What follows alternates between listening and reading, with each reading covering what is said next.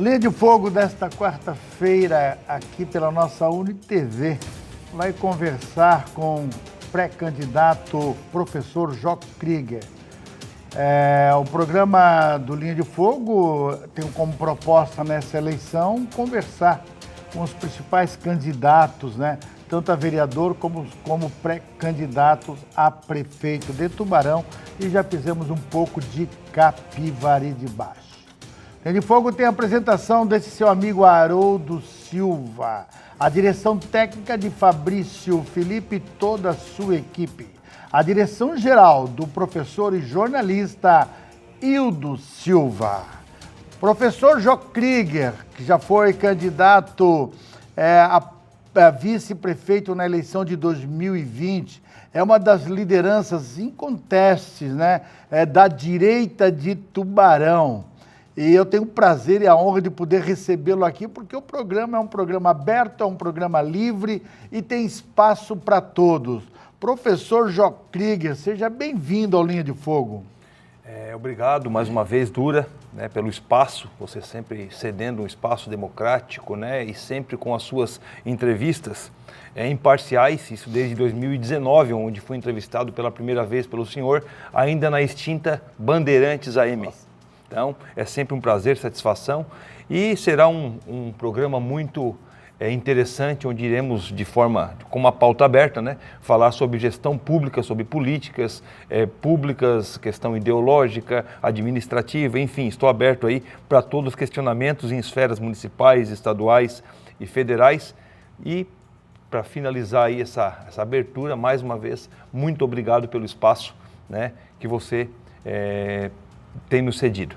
Jó Krieger, quero conhecer um pouco o Jó Krieger. Nos conhecemos assim, como muitos te conhecem também, como professor Jó, professor do megafone, o professor daqui está sempre metido em grandes situações de reivindicação, metido no sentido de estar sempre presente. Sempre à frente. Quem é Jó Krieger?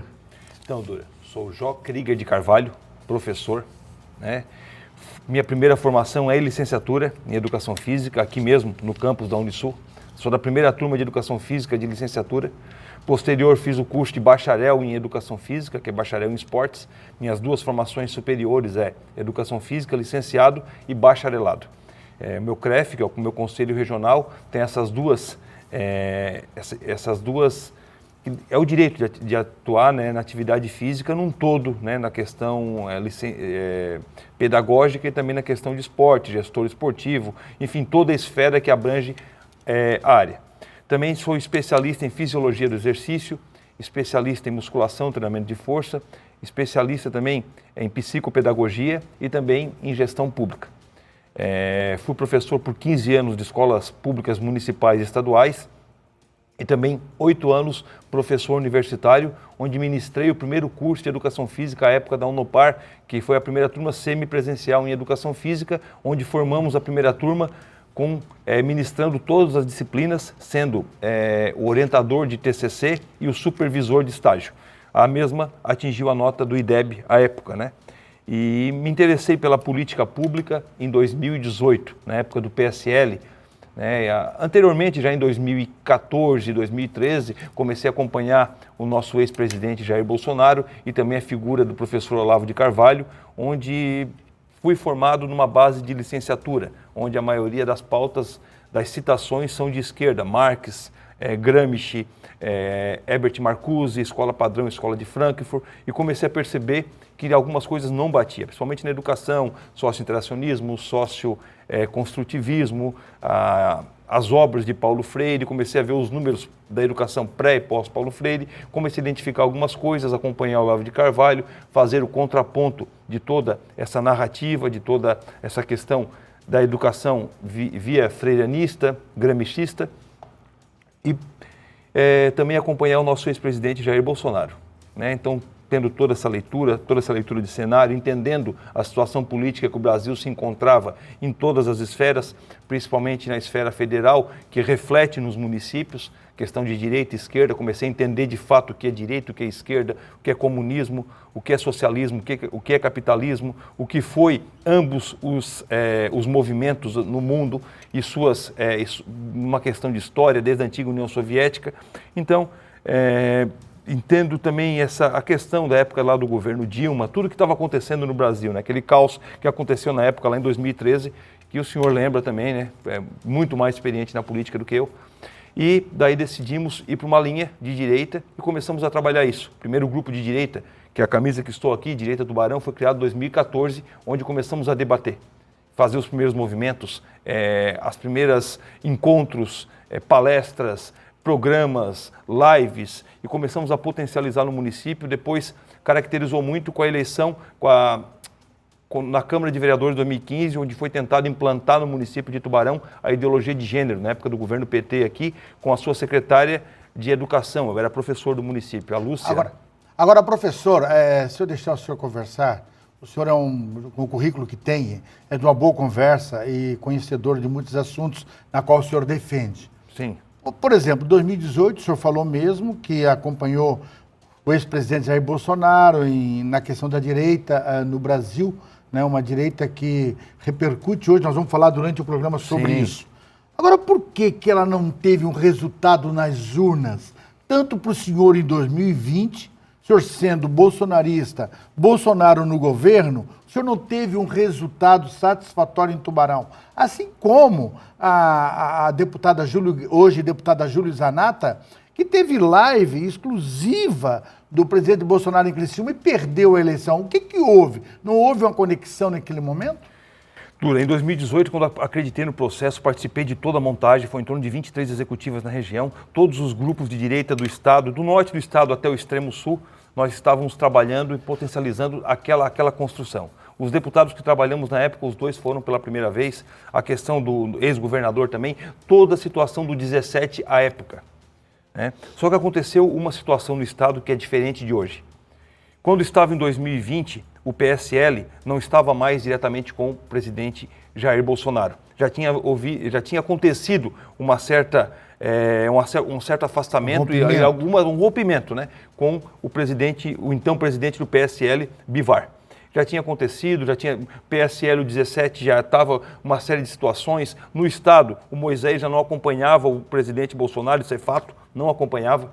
Isso aí quem acompanhou sabe o que eu estou falando. Ele já havia rompido com o presidente, já buscou uma outra linha, assim como alguns deputados. A base aqui em Tubarão foi montada por um grupo do ex-governador, 17. Mesmo assim, ainda teve uma certa situação, muita gente ainda olhava no 17. Eu tinha um projeto, quando eu entrei em 2018 para a política, onde me filiei pela primeira vez, que era de trazer aquele projeto federal para Tubarão. De montar um grupo no PSL, e todos sabiam disso, montar um grupo no PSL diferente, todos com nomes novos, tanto é que o PSC fez isso, eu vou chegar lá. Todos com nomes novos, que tivesse um representante de direita para estabelecer uma política diferente na cidade, no legislativo e no executivo. Esse era o meu objetivo. Não aconteceu por uma série de situações no partido, toda aquela situação que aconteceu no PSL a nível de estado, o senhor se lembra disso, onde tive um convite de ir para o PSC, também um partido de direita, o ex-partido do presidente Bolsonaro, antes de ir para o PSL, e até com possibilidade de ele voltar para o PSC, que era o Partido Social Cristão, hoje extinto. Nós tivemos autonomia para me lançar como pré-candidato a prefeito e montar um grupo todo de direita. O que aconteceu, fizemos uma cadeira em Tubarão pela primeira vez, né, o PSC, que até então não tinha feito nas últimas eleições. Foi positivo. Óbvio que aconteceu essa questão em Tubarão, nós fomos para uma eleição, fizemos quase 11 mil votos em Tubarão.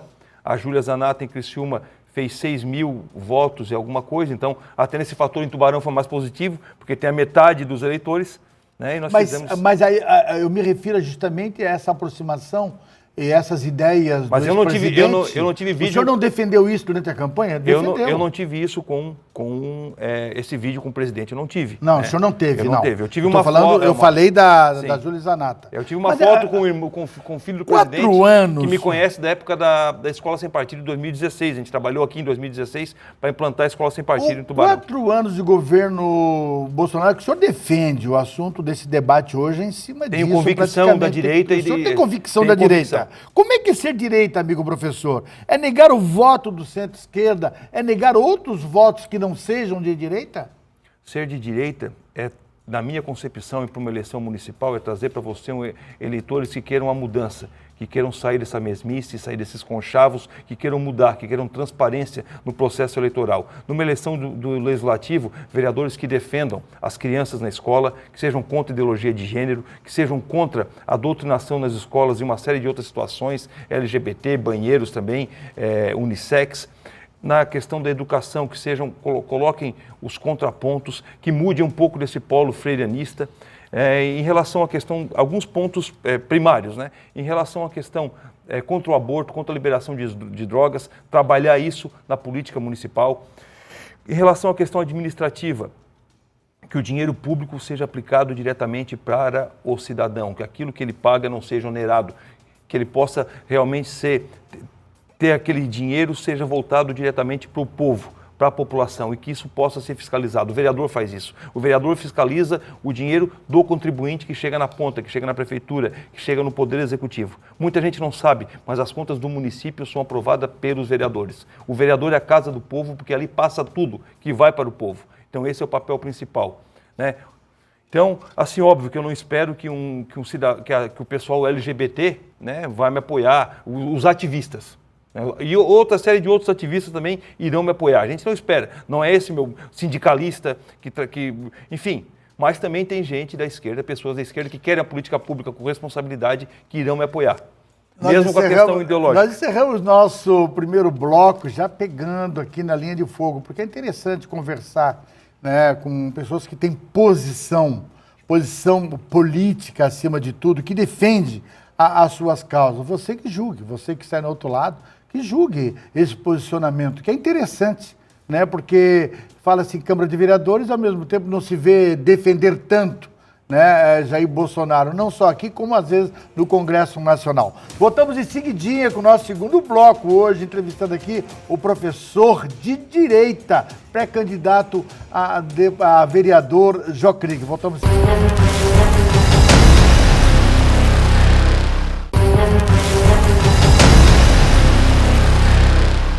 Estamos de volta com o nosso segundo bloco do Linha de Fogo. Hoje, Linha de Fogo mesmo, conversando com um professor, ativista, digamos, da direita, que não esconde seu posicionamento. Eu acho muito interessante isso, porque eu entrevistei e entrevisto candidatos, pré-candidatos de esquerda, né? E cada um toma a sua posição. O julgador não sou eu. O julgador sempre é o do outro lado, que está lá na TV, nesse exato momento nos assistindo.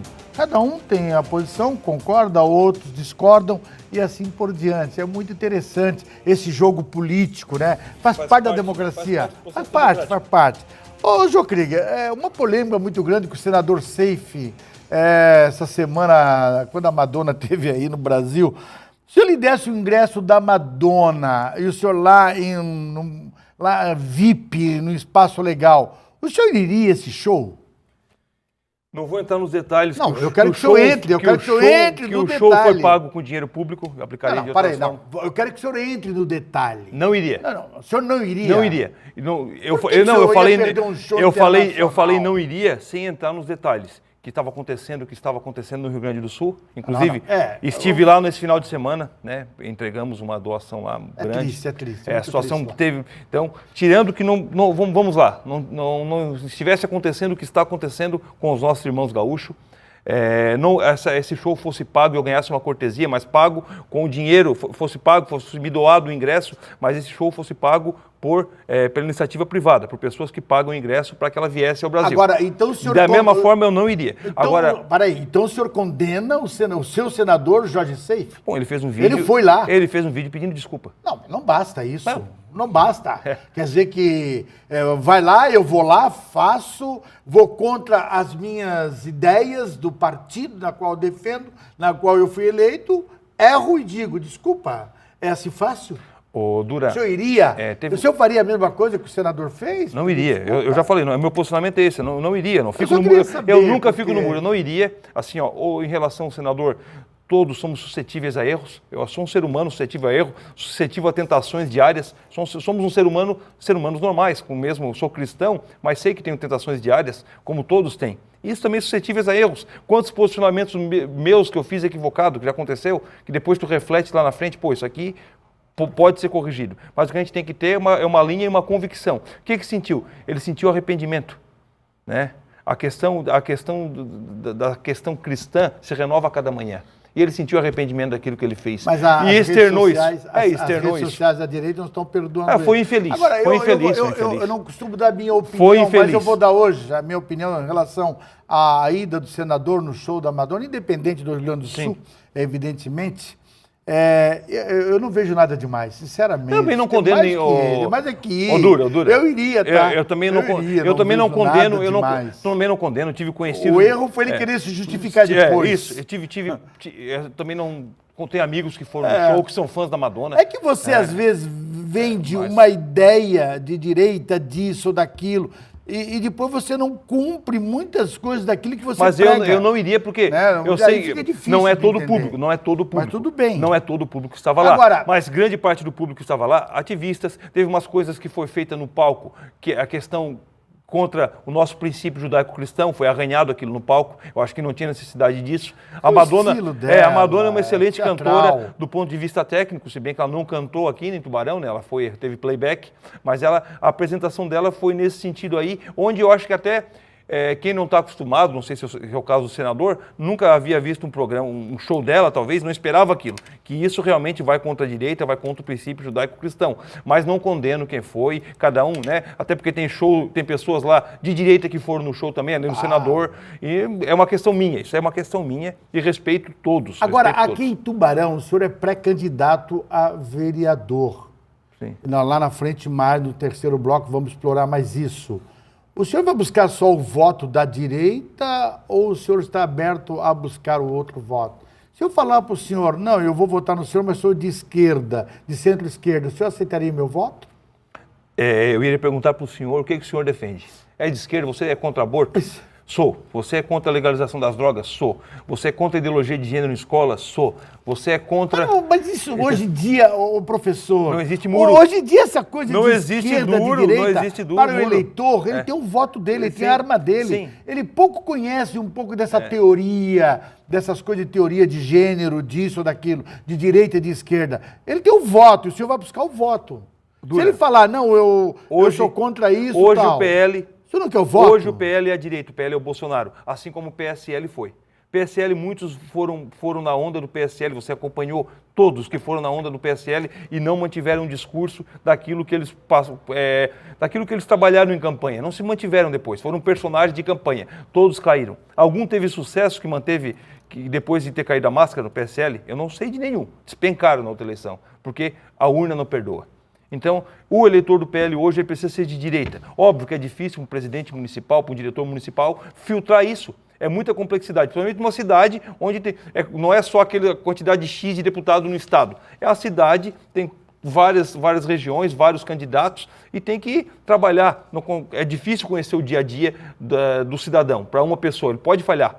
E o Jair Bolsonaro, às vezes, nem sabe quem é. Ele confia nos diretores, nos presidentes, né, no presidente estadual, presidente municipal, presidente. E é difícil de filtrar. Então, assim, vai para o eleitor entender. Aquele cara que está no PL, ele é de direita? Ele realmente defende aquilo? Porque não tem hoje como tu tá no PL, ficar no muro. Eu sou da governabilidade, nem direita, nem esquerda. Esse discurso no PL não cola. Isso é o discurso nacional do nosso partido. Então, eu sou de direita, o meu posicionamento é direita, é liberalismo econômico, é capitalismo, é contra a intervenção do Estado. Eu sou a favor da liberdade de expressão, das liberdades individuais, do direito de ir e vir, de contra as pautas ideológicas que a esquerda prega. todo contra aquela questão ativista da esquerda. Eu tenho que ser contra isso. Eu não posso estar no PL e dizer não. Óbvio que isso vai afetar um certo grupo, que vai ter uma certa rusga de votar em mim. Mas, se ele olhar para um candidato que está fazendo aquele que não é só de ativista, ele tem a questão administrativa também, ele pode ter certeza que esse cidadão de direita, estou falando daí no caso de mim, depois de passar pelas convenções, de ser candidato de verdade, se assim chegar, né, meu projeto a uma questão de um cargo eletivo, eu vou fiscalizar o erário público, fiscalizar o recurso público das pessoas. Isso foi uma carência muito grande na nossa cidade nos últimos anos. O senhor agora é pré-candidato. Eu já achava que o senhor seria pré-candidato a vereador em 2020, mas ousou um pouco mais. Sim. O senhor escolheu bem o partido, o PL no caso, e escolheu mais pela afinidade ao partido, a gente não sabe até quando, do presidente Jair Bolsonaro? Ou o senhor foi por convicção de planejamento, ideias do próprio PL local? O senhor acha que o local tem muito a ver com o presidente Bolsonaro? Tem os dois.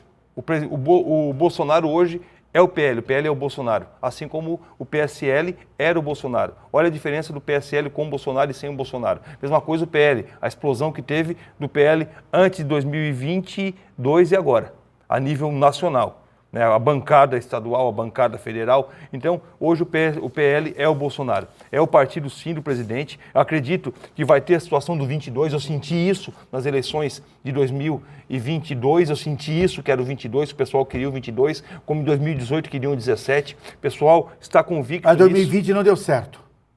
Porque o PSL falhou. O Bolsonaro não tinha presidente, não tinha mais partido. Se tivesse, teria. Tá Se tivesse, certo. Teria. Assim, estamos isso é fato, né? É fato, porque os números não mentem também. E nem tudo é como a gente planeja que tem que ser. Às vezes, mas tu veio para surfar? Não, eu vim porque o PL defende aquilo que eu defendo. O senhor acha que vai ter essa onda com todos os problemas que o PL está passando a nível nacional? Dura pesquisa, enquetes mostram que 70%, e os números mostraram isso, foi 4-1, direita e esquerda. No estado, 75-15. Então, os números mostram que nosso estado é de direita. Nosso estado é do agro, estado que produz, que gera emprego, renda, estado de um IDH alto. Nós queremos uma política de direita. Em Tubarão não é diferente. Tubarão, acredito que 75% busca políticos de centro e direita à direita. O governador Jorginho Melo lhe agrada até o presente momento a sua administração? O Jorginho Melo está representando aquilo muito mais do que o ex-governador em relação à questão da direita. Isso é fato, é os números, é o posicionamento dele. Não estou falando nada do ex-governador, nada. Mas em relação a posicionamento de direita, junto com o presidente, ele representa aquele público que o elegeu. Né, que o elegeu. Diferente do outro, que não representava tanto, de uma forma tão efetiva como o atual. Tá certo. Assim a gente termina nosso segundo bloco. Bom programa. Segundo bloco hoje aqui com pré-candidato a vereador, um homem de direita, um homem de posição, né? Nessa eleição, professor Jó Krieger. Em seguidinho a gente já volta para o nosso terceiro bloco aqui no Linha de Fogo, dando continuidade a esses questionamentos ideológicos ou não, mas vamos conhecer um pouco mais e saber por quê que Jó Krieger quer ser candidato a vereador. Em seguidinho a gente já volta com o nosso Linha de Fogo.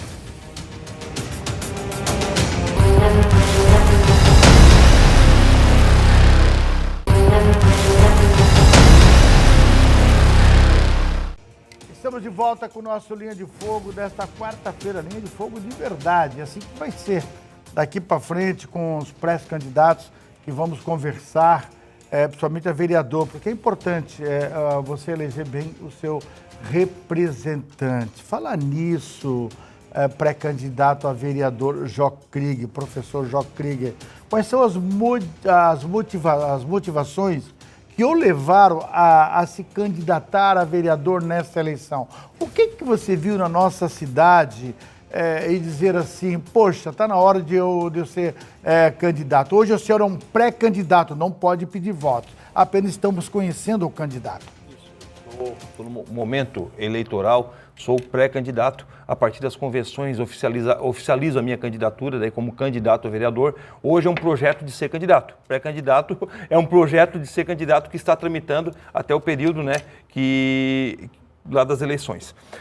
Meu objetivo principal, né, em relação ao Poder Legislativo, que foi uma falha muito grande, não só na atual, não vou entrar no mérito, né, não vou especificar os nomes, mas também de alguns anos, na minha concepção, em relação à falta de fiscalização do Legislativo ou Executivo.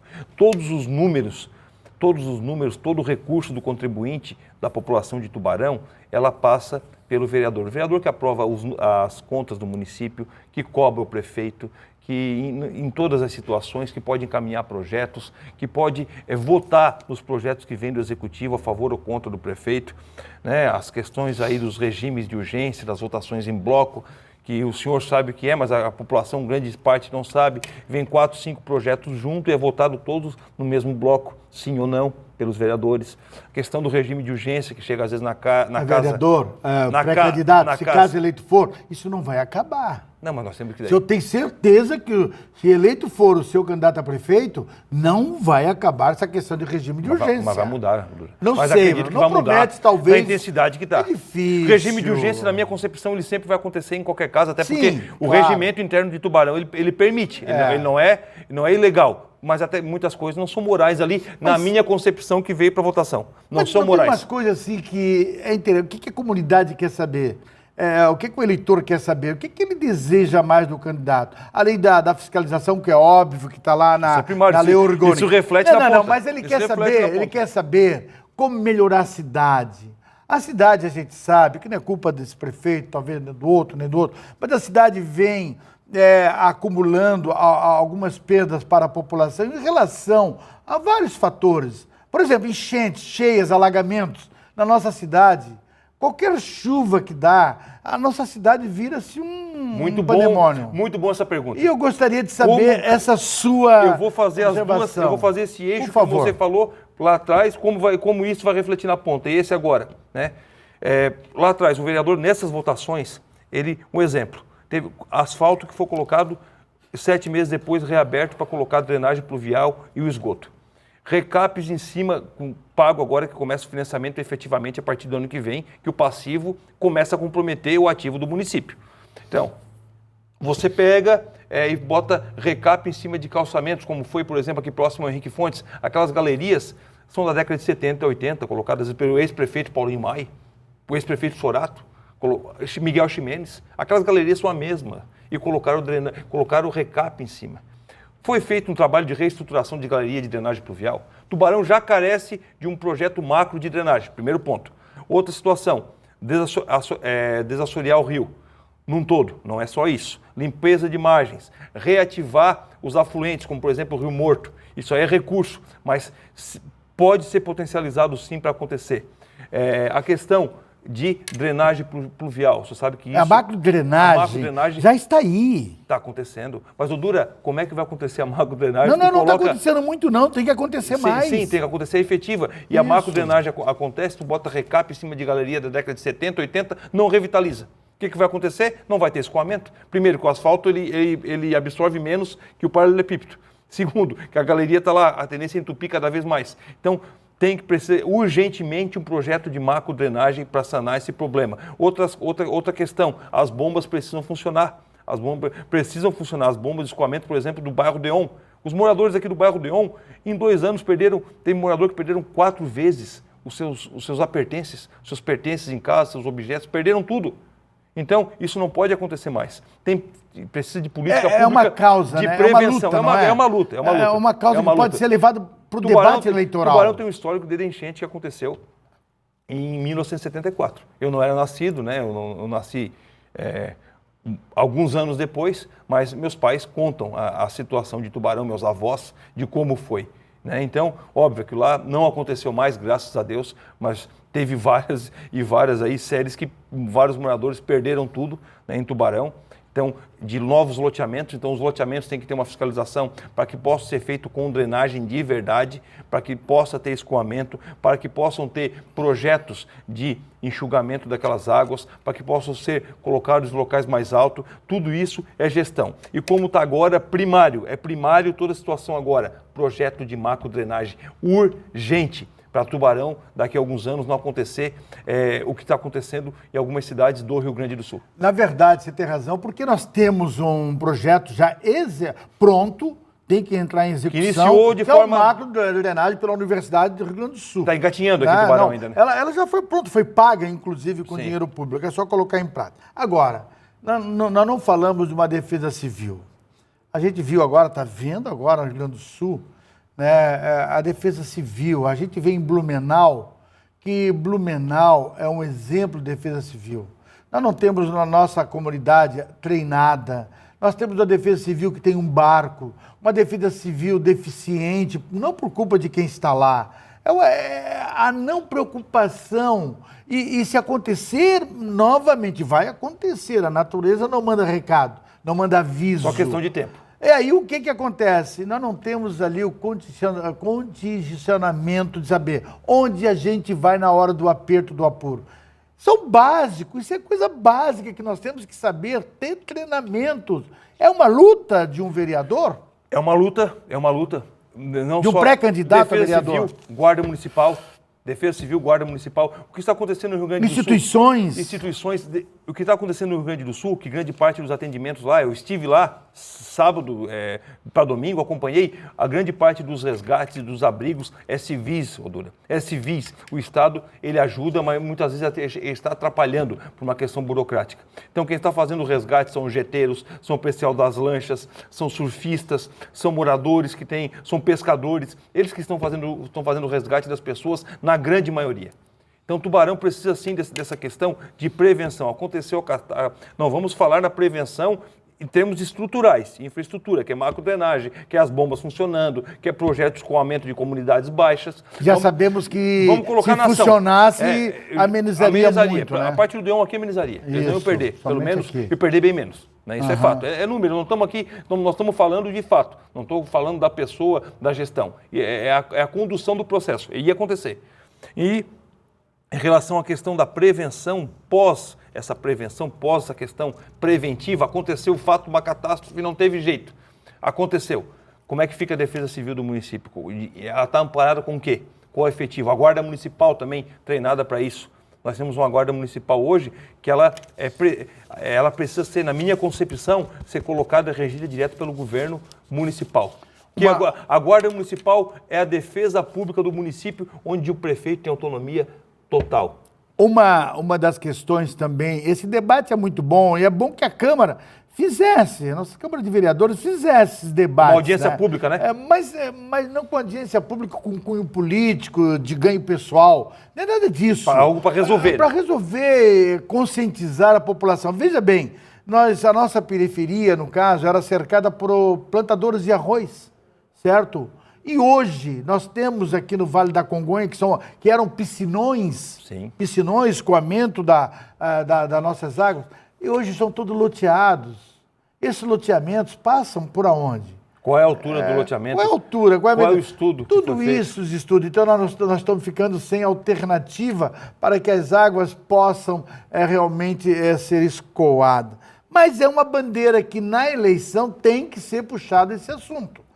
Obrigado, o pré-candidato tem que puxar esse assunto. Duas situações que são emergenciais em Tubarão hoje, em termos estruturais, emergenciais. Primeiro, um projeto de macrodrenagem. Segundo, um projeto de mobilidade também, de macromobilidade, onde vai reestruturar toda a nossa rodovia. Como você falou das casas, que onde era água banhada, hoje é casa, aquilo ali também tem hoje rodovias locais que levam para um anel viário do município. Aquele anel viário estava acostumado com 100, 200, 300 casas, hoje é 1.000. Então, essa reestruturação também passa pelo plano de mobilidade. Essa provocação que eu fiz com o pré-candidato a vereador, professor João Krieger, ela serve para todos. Serve para todos os pré-candidatos se antenarem que uma eleição política não é só pedir o voto, não é só chegar a pedir o voto, você tem que mostrar o porquê que você quer ser. O porquê que você quer se eleger. Porque você está percebendo que alguma coisa está falhando. E nós estamos dando dicas aqui que possa ser e pode ser bons debates em benefício da população. E esse é um exemplo que nós estamos tendo. E a natureza não manda recado. Assim a gente termina o nosso terceiro bloco do nosso Linha de Fogo desta quarta-feira, conversando hoje com o professor experiente Jó Krieger, pré-candidato a vereador nesta eleição pelo PL. Voltamos em seguidinha já, fique aí.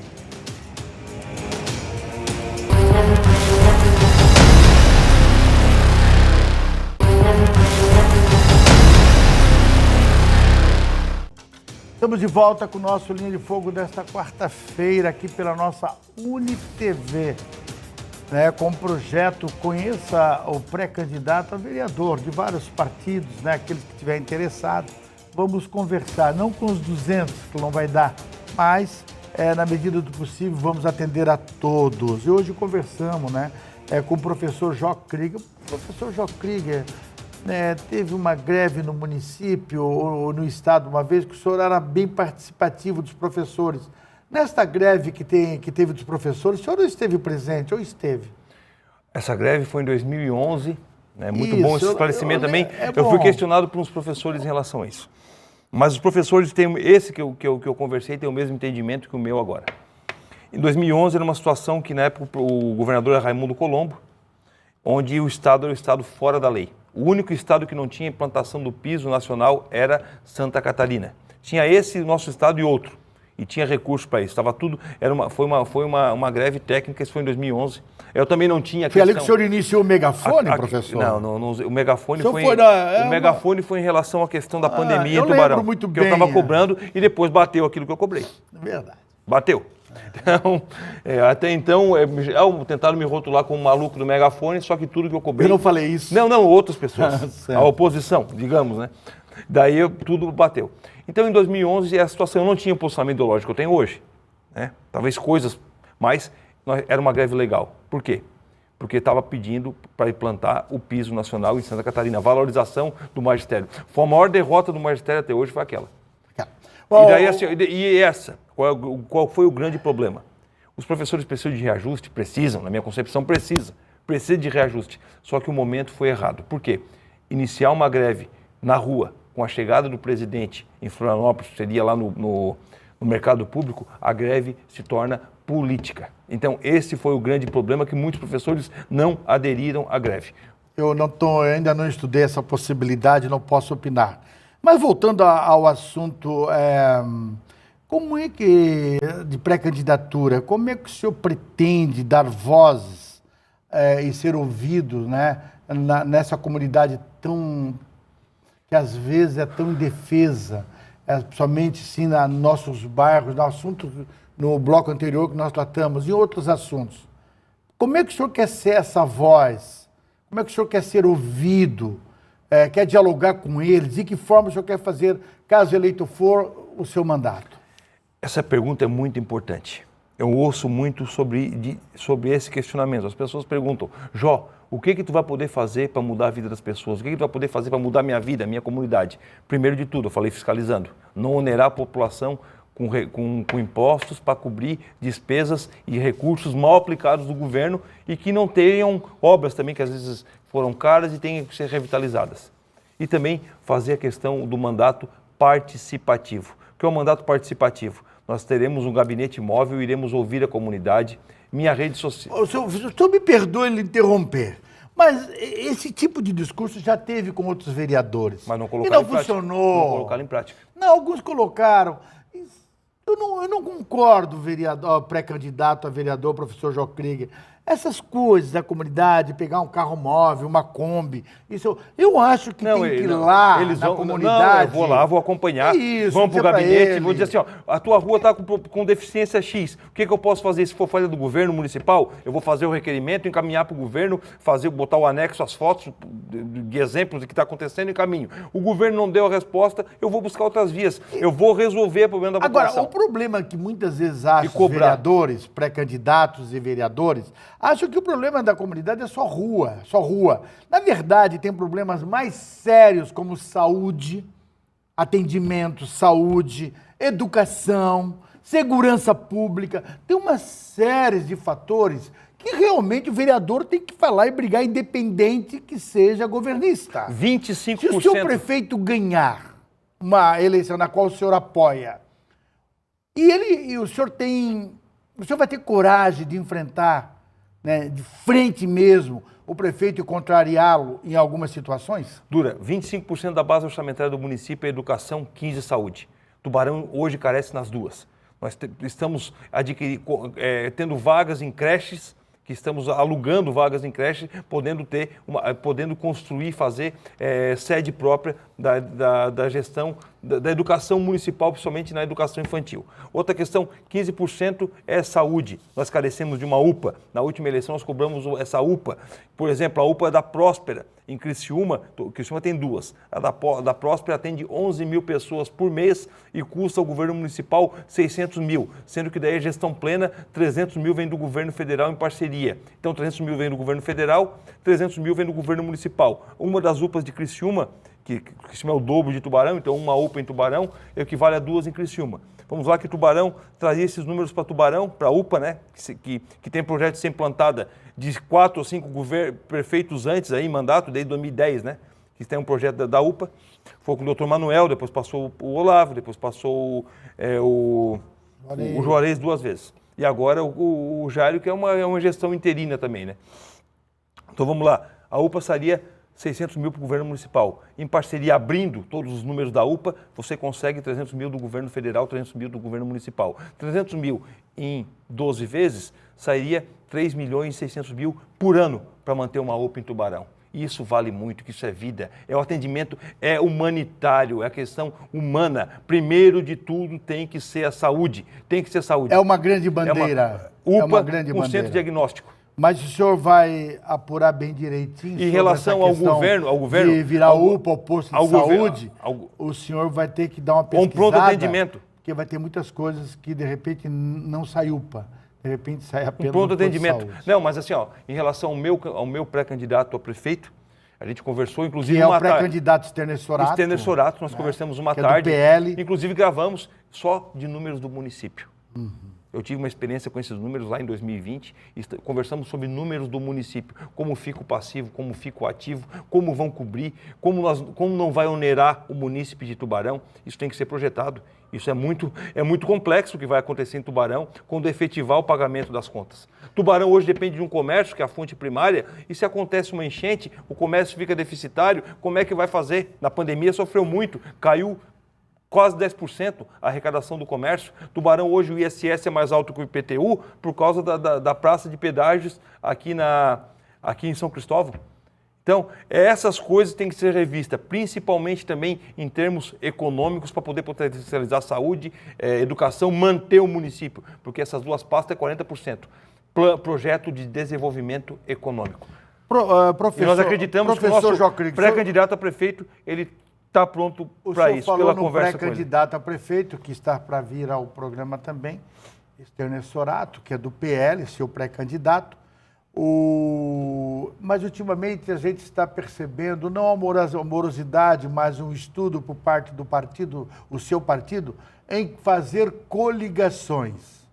O senhor é adepto a coligações nessa eleição, o PL, em coligar? E qual seria o partido da sua preferência para coligar com o PL aqui em Tubarão? Dura, em 2018, quando iniciamos o PS... Essa foi boa, o PSL, quando iniciamos o PSL, eu sou só um pré-candidato, eu não estou na executiva, né? Então, a minha opinião já foi dada.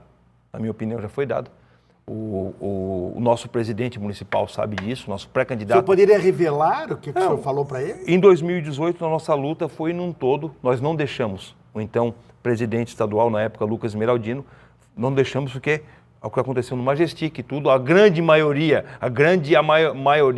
da base do PSL à época não quis coligação. Fomos de chapa pura e tivemos êxito, tivemos sucesso nas eleições.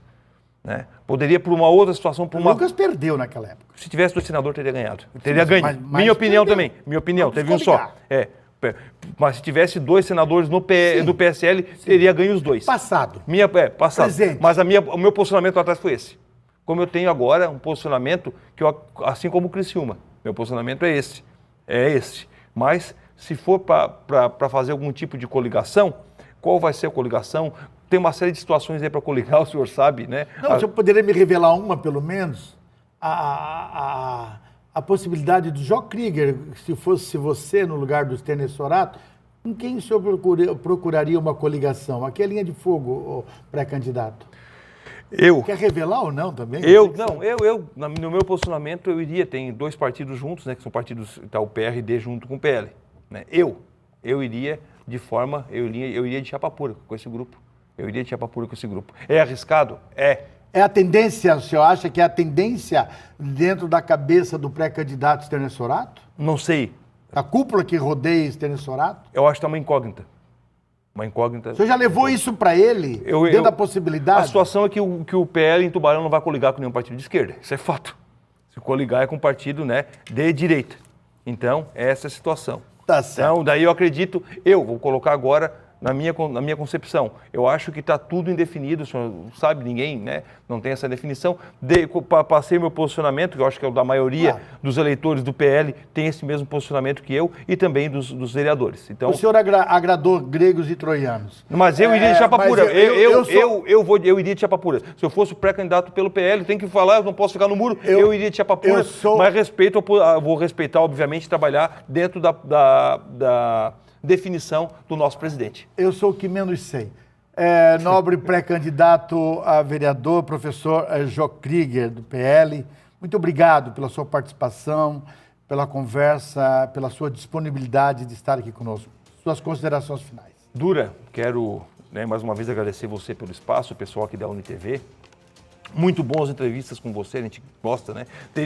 Passou uma hora voando, teria duas, como a gente já fez, outras 2 vezes eu participei de entrevista de 2 horas sendo entrevistado por você, sempre muito boa, muito técnica, muito específica, né? Sem rodeio. Eu gosto disso. Eu não gosto de politicamente correto, de fazer rodeio para responder, para perguntar. Na lata, é linha de fogo, é pinga-fogo e isso é muito bom. E daí quero agradecer a todos os nossos amigos, colaboradores, os nossos entusiastas, aos nossos apoiadores que estão me apoiando para que eu possa ser um pré-candidato e possa os representá-lo posteriormente às convenções. É isso, um abraço, que Deus abençoe a todos. Assim a gente termina mais um programa Linha de Fogo desta quarta-feira, esperando você. A próxima, mais uma entrevista aqui pela nossa UniTV, o nosso Linha de Fogo de toda quarta-feira. Fique com Deus, muito obrigado pelo carinho, muito obrigado pela atenção.